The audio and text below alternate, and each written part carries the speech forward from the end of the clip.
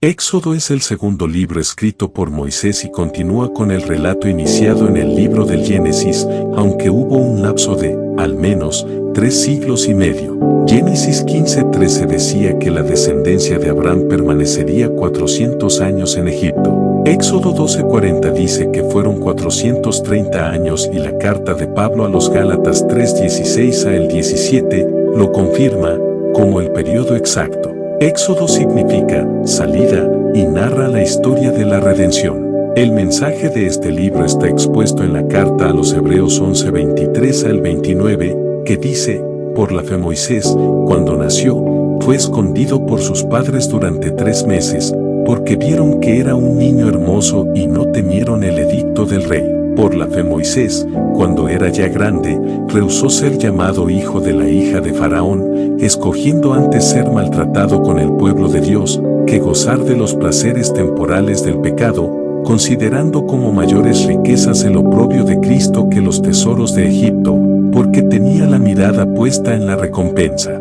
Por la fe salió de Egipto sin temer la ira del rey, porque se mantuvo firme como viendo al invisible. Por la fe celebró la Pascua y el rociamiento de la sangre, para que el exterminador de los primogénitos no los tocara. Por la fe pasaron el mar Rojo como por tierra seca, y cuando los egipcios lo intentaron hacer, se ahogaron. Vamos a desarrollar algunos comentarios breves sobre ciertos momentos. Un estudioso de la Biblia ha afirmado que en este libro, nada se comienza, ni se termina. Es, en efecto, una continuación del Génesis. En Génesis 46:27, se nos decía que 70 miembros de la familia de Jacob entraron en Egipto. La cantidad de personas que salieron de Egipto en los tiempos del Éxodo podría cifrarse en 2.100.000. Aunque resulta imposible estar seguros de las fechas de este remoto periodo, es posible que José entrara en Egipto durante el periodo de los Hicsos o reyes pastores, que eran conquistadores semíticos emparentados con Abraham, Isaac y Jacob. De hecho, los israelitas pueden haber sido los únicos amigos de aquellos reyes que eran odiados por los egipcios. Finalmente, fueron expulsados por una dinastía egipcia nativa que era comprensiblemente hostil hacia los extranjeros y de la cual descendía el faraón que oprimiría a los judíos y que no había conocido a José. Moisés se presenta como la figura sobresaliente en el libro del Éxodo. Es el autor del Pentateuco, así llamado por incluir los primeros 5 libros del Antiguo Testamento, que son Génesis, Éxodo, Levítico, Números y Deuteronomio. En el Éxodo, la vida de Moisés se divide en 3 periodos de 40 años cada uno: 40 años en el palacio del faraón en Egipto, 2, 40 años en el desierto de Madián, 3, 40 años en el desierto como líder de Israel. La educación recibida por Moisés en Egipto, presumiblemente en el Templo del Sol, evidentemente no le había preparado para seguir a Dios y para conducir a Israel fuera de Egipto. Dios le preparó en el desierto durante 40 años para revelarle que él solo no podría liberar a Israel. Le entrenó no solo para ser un estadista capaz de gobernar a un pueblo, sino también para ser el portavoz de Dios ante ese pueblo. Después de ese periodo de preparación de 40 años, Dios le envió de regreso a Egipto, para reunir a los ancianos dirigentes de Israel y para presentarse ante Faraón. Este se negaría a permitir que Israel saliese de aquella nación, por lo cual surgiría una lucha entre Dios y los dioses de Egipto, país dominado por la idolatría, con miles de templos y millones de ídolos. Detrás de esta idolatría se encontraba Satanás y la religión constituía realmente un poder en Egipto. En la segunda carta de Pablo a Timoteo leemos que, y así como Llans y Jambres se opusieron a Moisés, de la misma manera estos también se oponen a la verdad, hombres de mente depravada, reprobados en lo que respecta a la fe. En su encuentro con Moisés y Aarón, relatado en Éxodo 5:2, Faraón preguntaría: ¿quién es el Señor para que yo escuche su voz y deje ir a Israel? No conozco al Señor, y además, no dejaré ir a Israel. Dios se presentó a sí mismo a Faraón y éste, después de sufrir la prueba de las plagas, profesó reconocerle como Dios. Éxodo 9:27 dice así: entonces Faraón envió llamar a Moisés y a Aarón y les dijo: esta vez he pecado, el Señor es el justo, y yo y mi pueblo somos los impíos. Y en Éxodo 10:16, dice, entonces Faraón llamó apresuradamente a Moisés y a Aarón, y dijo, he pecado contra el Señor vuestro Dios y contra vosotros. De aquel episodio surge la pregunta, ¿y por qué fueron enviadas las 10 plagas? Porque formaban parte de la batalla de Dios contra los dioses de Egipto. Cada una de las plagas fue dirigida contra un dios concreto de Egipto. En Éxodo 12:12, leemos, porque esa noche pasaré por la tierra de Egipto, y heriré a todo primogénito en la tierra de Egipto, tanto de hombre como de animal, y ejecutaré juicios contra todos los dioses de Egipto.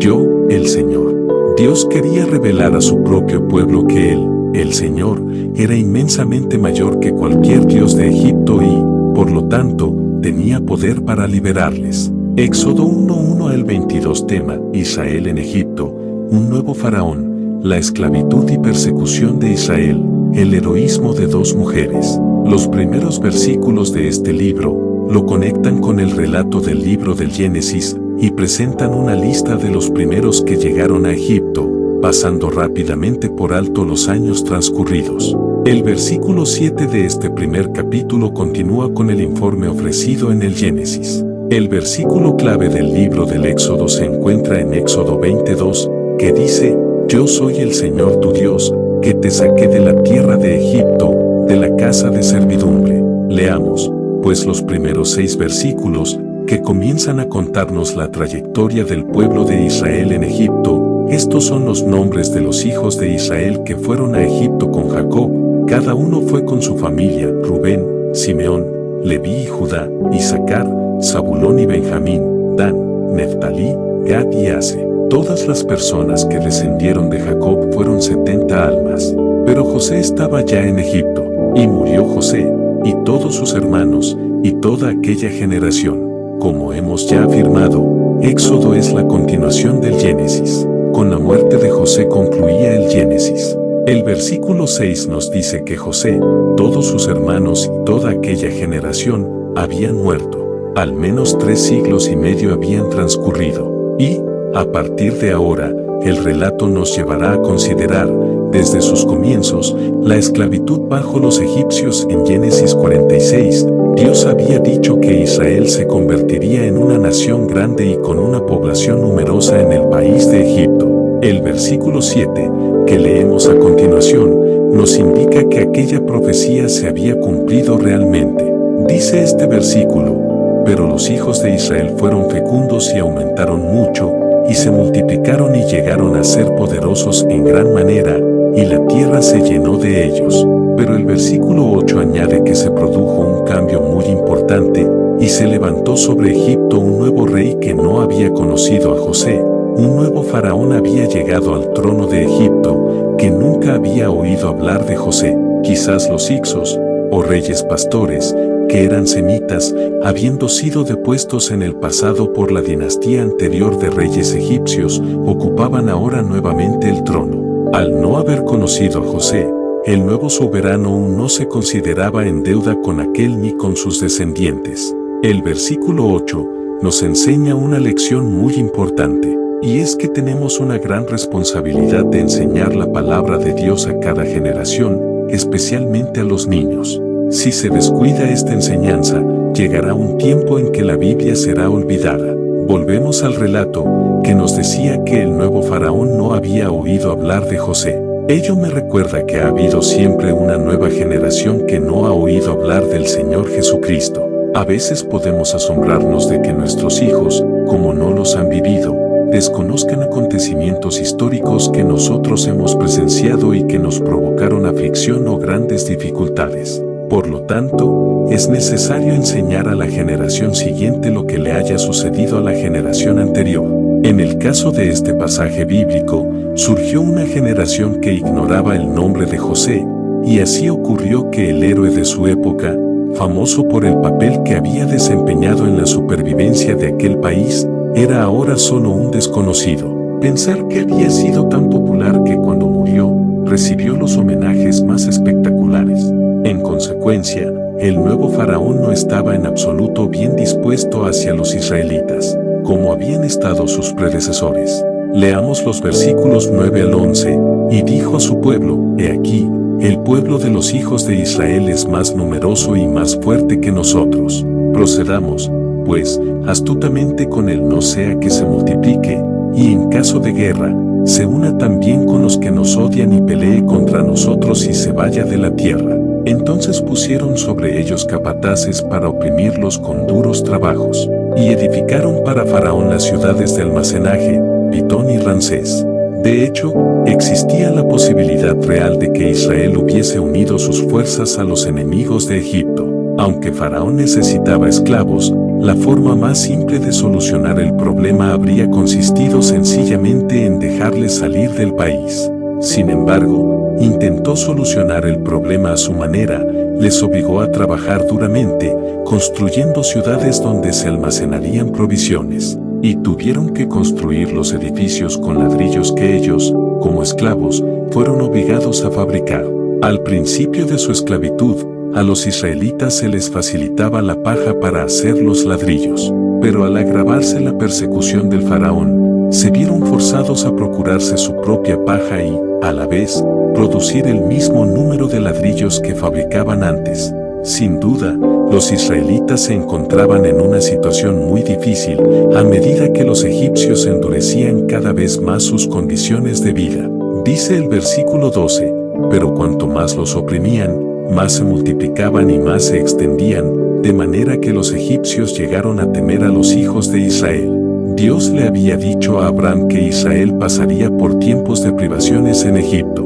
Decía el libro del Génesis 15:13, y Dios dijo a Abraham, ten por cierto que tus descendientes serán extranjeros en una tierra que no es suya, donde serán esclavizados y oprimidos 400 años. En este versículo había tres predicciones: los israelitas serían extranjeros en una tierra ajena, serían esclavos y serían oprimidos. Todas estas predicciones se habían cumplido precisamente en el periodo abarcado por los primeros versículos de Éxodo 1. Pero, cuanto más oprimían los egipcios a los israelitas, más aumentaba su población. Continuemos leyendo los versículos 13 al 16. Los egipcios, pues, obligaron a los hijos de Israel a trabajar duramente, y les amargaron la vida con dura servidumbre en hacer barro y ladrillos y en toda clase de trabajo del campo. Todos sus trabajos se los imponían con rigor. Y el rey de Egipto habló a las parteras de las hebreas, una de las cuales se llamaba Cifra,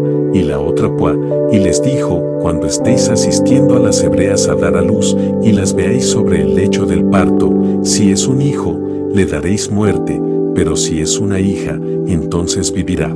A pesar de la persecución y la crueldad con que fueron tratados, la bendición de Dios estaba con ellos. Entonces el rey se dio cuenta del notable crecimiento numérico de aquel pueblo de esclavos y habló con las parteras de las mujeres hebreas. Es interesante observar los nombres de las dos mujeres. Cifra significa belleza y Pua, esplendor, cualidades que caracterizaban a las mujeres egipcias, como puede comprobarse por las figuras femeninas creadas por los pintores egipcios. Las citadas mujeres aparentemente ocupaban una elevada posición oficial en Egipto y estaban encargadas de controlar a las enfermeras responsables de asistir a las mujeres en el nacimiento de sus hijos. Este fue otro intento de Satanás de destruir la línea de descendencia que conducía al Señor Jesucristo. Tentativas de este tipo se registraron por toda la Biblia, desde el Antiguo al Nuevo Testamento. Muchos intentos de destruir a los judíos han tenido lugar en la historia y resulta interesante observar la manera en que el antisemitismo se ha propagado por todo el mundo. Es satánico en su origen y, en consecuencia, ningún hijo de Dios debiera identificarse con tales sentimientos ni acciones. Generalmente son personas que no conocen ni tienen una relación con Dios, las que toman parte en esa persecución. Este pasaje nos ha llevado a considerar el antisemitismo. Aunque, realmente, cualquier odio racial, no importa contra quién esté dirigido, es ajeno al espíritu cristiano. Ello debiera hacer reflexionar a todos aquellos que, desde dentro o fuera de diferentes iglesias y religiones, mantienen en la actualidad esta actitud. En mi opinión, ninguna persona puede estudiar la palabra de Dios y, al mismo tiempo, convertirse en un perseguidor impulsado por el odio racial que, en este caso histórico, se refiere al antisemitismo y a sus proyecciones históricas. En medio de este ataque, Dios intervino a través de las parteras, pero las parteras temían a Dios y no hicieron como el rey de Egipto les había mandado, sino que dejaron con vida a los niños. El rey de Egipto hizo llamar a las parteras y les dijo: ¿por qué habéis hecho esto y habéis dejado con vida a los niños? Respondieron las parteras a Faraón: porque las mujeres hebreas no son como las egipcias, pues son robustas y dan a luz antes que la partera llegue a ellas. Y Dios favoreció a las parteras, y el pueblo se multiplicó y llegó a ser muy poderoso. Y sucedió que por haber las parteras temido a Dios, Él prosperó sus familias. Entonces Faraón ordenó a todo su pueblo, diciendo: todo hijo que nazca lo echaréis al Nilo, y a toda hija la dejaréis con vida. Este intento de destruir a los niños varones hebreos fue una maniobra política que no funcionó. Aquellas heroicas mujeres egipcias tuvieron que elegir entre obedecer al faraón o a Dios. Su gesto constituye un ejemplo elocuente para nosotros en la hora actual, en tiempos de falta de compromiso e insensibilidad, mostrándonos además cómo actúa Dios, protegiendo la integridad y honra de los que optan por Él. Habían aprendido a temer y respetar a Dios y su obediencia fue tenida en cuenta y recompensada por Dios, quien hizo que el nombre de ellas fuese muy respetado no solo en Israel sino también en Egipto. Si la orden del faraón hubiese sido cumplida, el pueblo de Israel habría sido exterminado rápidamente, pero tal mandato fue desobedecido y los capítulos subsiguientes lo demostrarán con claridad. Dios hizo surgir a Moisés para liberar al pueblo de Israel de la esclavitud de los egipcios. Éxodo es el gran libro de la salvación, de la redención que en realidad revela, con vívidas ilustraciones e imágenes históricas, cómo Dios nos libera en la actualidad del pecado, del mundo como sistema que se opone a Dios, de nuestra naturaleza física con sus malos y desordenados deseos y del diablo, el enemigo de Dios.